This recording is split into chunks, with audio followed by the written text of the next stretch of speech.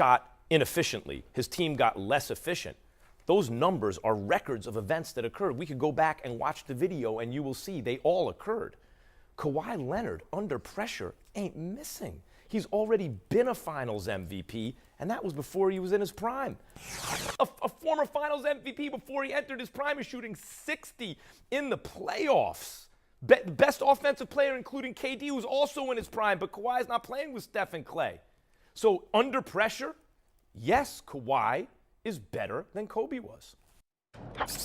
All right, that was Max with the hot take on May 7th, touting Kawhi as a better clutch player than Kobe. I know your inbox had to be blowing up after that one.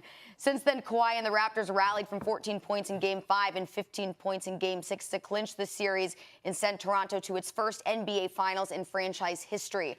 According to Elias, Leonard is the fourth player to lead his team in scoring and reach the finals in his first season with a team in the last 30 years, joining LeBron James, Jason Kidd, and Charles Barkley. Max, has Kawhi proven that he is indeed a better closer than Kobe? No, he already proved it, but sure, he's giving more evidence. I mean, this is who he is. By the way, I want to read you a stat from Bleacher Report. This is from Game 3 of this last series, because people think about offense and think clutch offense. What about defense? Like, one of LeBron's greatest defensive plays was, or clutch plays, was a block, right? Iguodala to a block.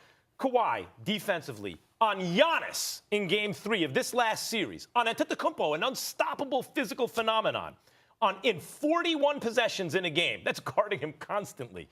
Giannis had 4 points on 2 for 12 shooting, 0 for 3 from 3, 1 assist and 2 turnovers. So it's not, so first we have to understand, Kawhi draws the most difficult, most unstoppable assignment and does a better job than anyone who ever lived could possibly do, on at least as good. Like, when you talk about great defenders, you talk about like Dennis Rodman or Scottie Pippen or Bill Russell or Kawhi Leonard. He's in the all-time greatest discussion, and he's tasked with stopping the unstoppable. Ask LeBron James, your guy, coach. And of course, LeBron was still the MVP of every series. Of course, I get it. But back then, he was, when Kawhi would check in, he's like, oh, here we go. That was key to the Spurs winning.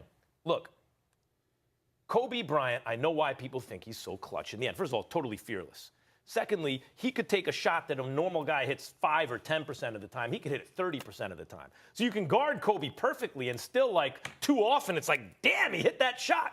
Kawhi doesn't do that. What Kawhi does is go find himself a very high percentage shot. And by the way, he's doubled. He's doubled just like Kobe was, and he's trapped just as Kobe was, but he just finds himself a higher percentage shot. So he hits them more of the time. I want to show you the side-by-side comparison.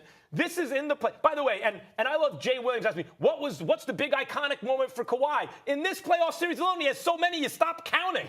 Against the Sixers, against the Bucks. Look at this. This is for their careers in the playoffs. Higher field goal percentage, by far, Kawhi.